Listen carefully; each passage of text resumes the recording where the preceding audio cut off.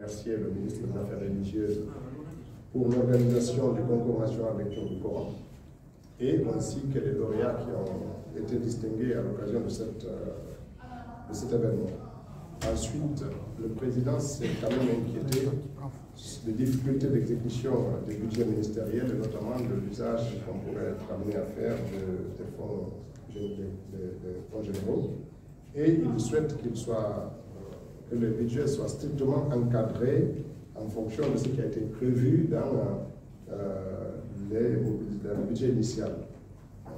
Comme vous le savez, quand on fait un budget prévisionnel de l'année, on a ce qu'on mobilise pour nous, et puis il y a des impondérables qui arrivent, qui nous amènent à contourner un peu le fait que ce n'était pas des choses qui étaient anticipées. Il souhaite une plus forte implication des ministres dans l'élaboration des budgets pour qu'on puisse prévoir nos dépenses à l'avance et permettre une meilleure maîtrise de la masse des dépenses publiques.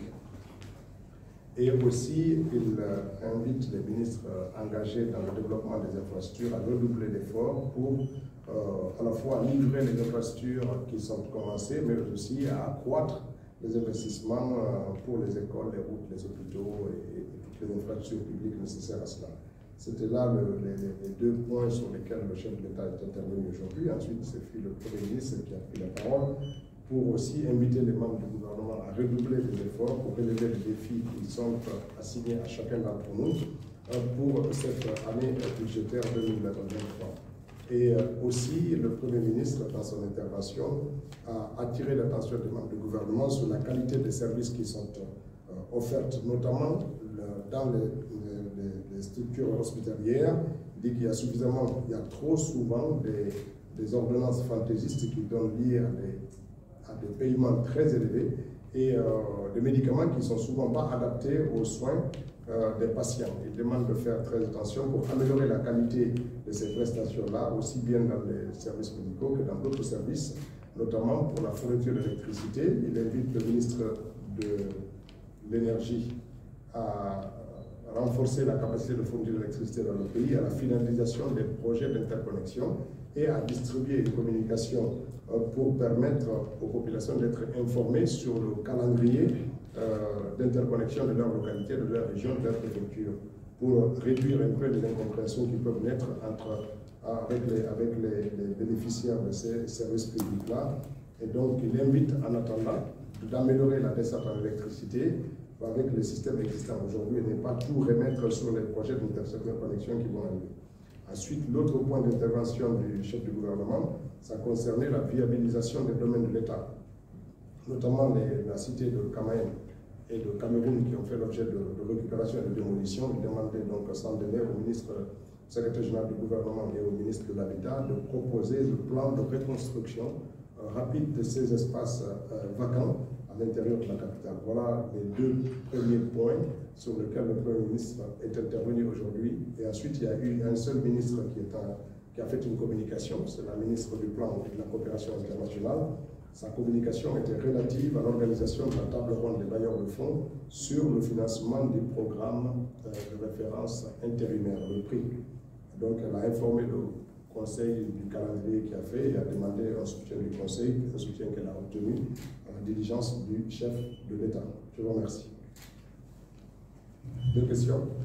Merci beaucoup. Sans jeter l'anathème sur la corporation des médecins, je dis simplement que le CNRD a pris sa responsabilité depuis le 5 septembre en offrant l'hôpital d'Onka, très bien équipé avec des équipements de dernière génération et des prix souvent très concurrentiels. Lorsque vous allez à Donka aujourd'hui pour faire l'IRM, vous payez moins cher que la caisse de sécurité sociale. Ça coûte 50% moins cher. Et tous les équipements d'analyse aujourd'hui, qu'il s'agisse de la dentition, des IRM, de la vue, etc., ce sont des équipements de dernière génération donc qui permettent aux médecins d'avoir des diagnostics plus précis. En dehors de ces équipements-là, c'est vrai que les diagnostics sont souvent hasardeux et qui donnent lieu à la prescription des ordonnances souvent désordonnées. Maintenant, le gouvernement a fait sa partition en construisant un hôpital de référence et en envoyant des équipements modernes et en faisant l'effort aussi de recruter des compatriotes guinéens qui sont dans des grands hôpitaux ailleurs et qui sont venus et qui officient désormais ici. Ça veut dire qu'on a le personnel, on a les équipements. Il faut maintenant que tout cela permette aux Guinéens d'être mieux traités, mieux pris en compte et que ça leur coûte exactement ce que ça doit leur coûter pour faire les traitements. Donc, Ensuite, on va aller vers une procédure de dématérialisation de ces mécanismes de paiement pour réduire le phénomène de corruption qui touche toutes les sphères de la société. C'est pour ça que l'État s'engage à changer les modes de paiement pour que demain, quand vous rentrez à l'hôpital, vous payez, vous prenez votre ticket qui vous permet d'aller dans le service où vous êtes, et sans que vous ne puissiez être en contact direct entre l'argent, vous, l'argent et le médecin, et que ce soit un seul guichet qui encaisse, et après le guichet s'occupera de faire la péréquation entre les différentes structures de l'hôpital. Donc il y a des efforts qui sont faits, et c'est pour ça, et c'est dans ce cadre qu'il faut voir la communication du Premier ministre, c'est d'inviter les médecins à profiter de ces équipements, à profiter de ces installations pour offrir des diagnostics plus précis, pour permettre de donner des meilleurs soins à des prix raisonnables à nos populations. Non, les questions du Conseil des ministres sont prévues par le Conseil interministériel du mardi, donc ça ne vient pas là-bas. Je sais que le ministère de la Sécurité a partagé des informations qu'il détenait à ce sujet, et comme les choses sont en cours d'enquête, nous ne communiquons pas là-dessus. Il y a eu un drame, un jeune a perdu la vie, les conditions de ce décès vont être élucidées par l'appareil judiciaire et les communications suivront. Dernière question. Bonsoir, Monsieur le ministre, Mamadou Lamine Bari de la télévision Évasion et de Reflet 24 TV. La question, c'est notamment par rapport à l'exécution des budgets des ministères. Sauf qu'aujourd'hui, quand vous partez dans certains départements, ça ressemble beaucoup plus à un Sahara. Les gens disent qu'il n'y a pas d'argent et les budgets ne sont pas décaissés. Est-ce que c'est dans ce cadre que le président de la transition a parlé, ou en effet avec l'exécution de ces budgets-là?